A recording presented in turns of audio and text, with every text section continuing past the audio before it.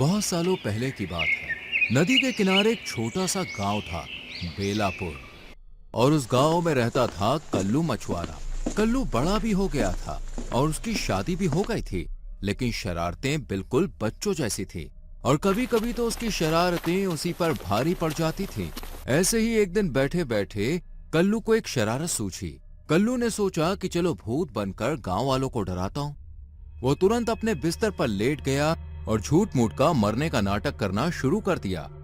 थोड़ी देर में उसकी पत्नी विमला वहां पर आ गई। पूरी रात खर्राटे लेकर सोते हो और अभी भी सो रहे हो। अरे दोपहर हुई है, अब तो उठ जाओ। लेकिन कल्लू ने कोई जवाब नहीं दिया। वो तो ऐसे ही सोता रहा। अरे सुनाई दे रहा है कि नहीं? विमला ने फिर से आवाज लगाई, लेकिन कल्लू तो सोता ही रहा। तभी विमला ने उसके पास जाकर उसे हिलाया, लेकिन कल्लू नहीं उठा और उसका हाथ पलंग से नीचे गिर गया। हे भगवान, ये क्या हो गया? विमला की जोर जोर से रोने की आवाज सुनकर आस पड़ोस वाले इकट्ठा हो गए। धीरे धीरे सबको पता चल गया कि कल्लू मछुआरा मर गया है। और उधर कल्लू आंखें बंद करके ऐसे पड़ा था कि मानो सच में मर गया हो। विमला की रो रो कर हालत पतली हो गई। थोड़ी देर बाद कुछ लोगों ने कल्लू को उठाया और अर्थी पर लेटा दिया। सब लोगों को विश्वास हो गया कि मैं मर गया हूं, अब आएगा मजा। गांव वाले मिलकर कल्लू की अर्थी को शमशान ले गए और उसे चिता पर लेटा दिया। फिर एक गांव वाले ने चिता को आग लगा दी।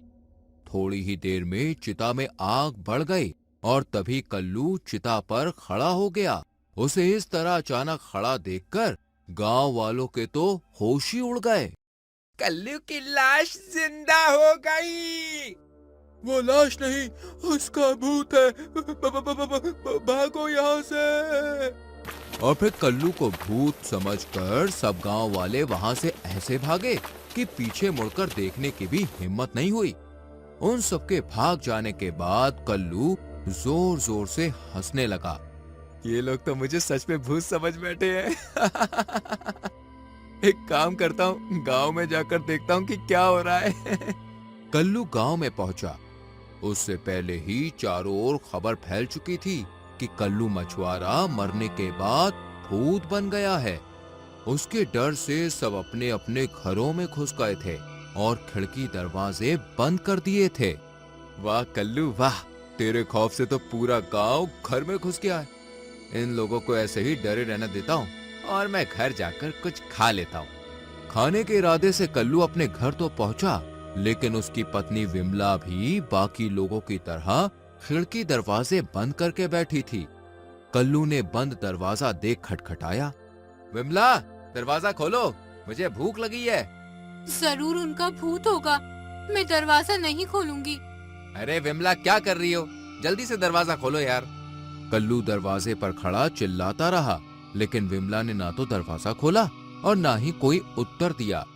आखिरकार थक-हार कर कल्लू ने चिल्लाना छोड़ दिया और घर से दूर जाने लगा। आए, ये तो उल्टा ही पड़ गया भाई। मैंने तो सोचा था कि गांव वालों को डराऊंगा, लेकिन मेरा अपने ही घर में घुसना मुश्किल हो गया। विमला भी मुझे भूत समझ रही है, अब तो वो मुझे घर में भी नहीं घुसने देगी। कल्लू टेंशन में आ गया था कि गांव वालों को डराने के चक्कर में वो तो खुद ही फंस गया। सुबह से वो भूखा था और सब अपने अपने घर का दरवाजा बंद करके बैठे हुए थे। एक काम करता हूँ, मंदिर में छुपकर बैठता हूँ। सुबह पुजारी आएंगे तो उनसे प्रसाद लेकर खा लूंगा। कल्लू तुरंत गांव के चौराहे पर मंदिर में घुस गया और एक कोने में छुप गया। उसने मंदिर में जैसे तैसे रात बिताई और वो वहीं पर सो गया।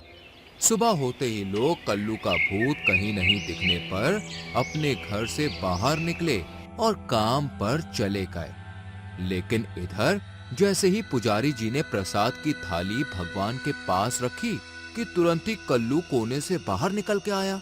उसे अचानक देखकर पुजारी जी के तो होश ही उड़ गए। कल्लू का भूत।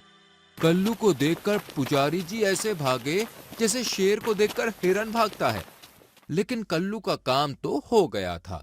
उसने पेट भरकर प्रसाद खाया और अपनी भूख मिटाई। दूसरी ओर पुजारी जी को भागते हुए देखकर बाकी सब भी भागते हुए अपने घरों में घुस गए। और खिड़की दरवाजे बंद कर लिए। गांव में फिर से सन्नाटा छा गया। इधर मंदिर में अचानक कल्लू का ध्यान अपने हुलिये पर गया। उसके बाल मकड़ी का जाला बन गए थे और कपड़े बहुत ही गंदे मटमैले हो गए थे। उसके चेहरे पर भी इतनी मिट्टी लग गई थी कि पहचान पाना भी मुश्किल हो गया था। ये क्या, मेरा तो हुलिया ही ऐसा हो गया है कि कोई भी भूत समझ लेगा। सबसे पहले मुझे नहाकर नए कपड़े पहनने होंगे, तभी लोग मुझसे डरना बंद करेंगे। हाँ, मैं एक काम करता हूँ, अभी नदी पर चला जाता हूँ, वहां नहाकर धोबी पहलवान से नए कपड़े मांग लूंगा। ये सोचकर कल्लू नदी किनारे पहुंच गया और एक बड़े से पत्थर के पीछे छुपकर धोबी पहलवान के आने का इंतजार करने लगा। दूसरी ओर धोबी पहलवान गांव से गुजर रहा था तो उसने देखा कि पूरा गांव खाली है, रास्ते में कोई नहीं दिखाई दे रहा। उसने एक घर का दरवाजा खटखटाया। क्या हुआ, सब घर में घुसकर क्यों बैठे हुए हैं? अरे तुम्हें पता नहीं, वो कल्लू मरने के बाद भूत बन गया है और दिन में भी उसका भूत घूमता है। अरे भूत वूत कुछ नहीं होता है, सबके सब डरपोको, चूहे कहेंगे। अरे तुमने कल्लू के भूत को देखा नहीं है, जब देखोगे तो तुम भी घर में घुस जाओगे। अरे मैं किसी से नहीं डरता। कल्लू पहलवान ने बोल तो दिया कि वो किसी से नहीं डरता। वहां से वो अपने कपड़ों की गठरी लेकर नदी पर पहुंच गया। उसने जैसे ही अपने कपड़ों की गठरी नीचे रखी कि तुरंत ही कल्लू पत्थर के पीछे से बाहर आ गया। उसे देखकर धोबी पहलवान थर थर कांपने लगा। उसके माथे से पसीना छूटने लगा। भूत भूत, कल्लू का भूत।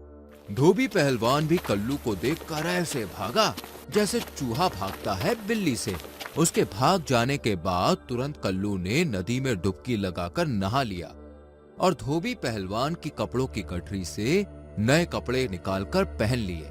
अब वो आम इंसान के जैसा लगने लगा था, जिससे कोई डरे नहीं। वो तुरंत अपने घर पर पहुंच गया और दरवाजा खटखटाया। अरे विमला, दरवाजा खोलो। नहीं, तुम भूत हो, मैं दरवाजा नहीं खोलूंगी। अरे मैं भूत नहीं हूँ, मैं मरा नहीं हूँ, तो भूत कहाँ से बनूंगा? कल्लू की बात सुनकर विमला सोच में पड़ गई। उसे कल्लू की बातों पर थोड़ा यकीन हो गया और उसने डरते हुए दरवाजा खोला तो सामने कल्लू खड़ा था। आप सच में जिंदा हो? हाँ, मैंने तो मरने का बस नाटक किया था ताकि गांव वालों का डरा सकूं, लेकिन मेरी चाल मुझ पर ही उल्टी पड़ गई। अरे छोड़ो, अब मुझे नींद आ रही है, कल रात से ठीक से सो भी नहीं पाया था मैं। विमला तो अपने कल्लू को जिंदा देखकर खुश हो गई थी और कल्लू भी अपने घर में घुसकर पलंग पर लेट गया। उसे इतनी नींद आ रही थी कि पलंग पर लेटते ही उसकी आंख लग गई और वो चैन की नींद सो गया।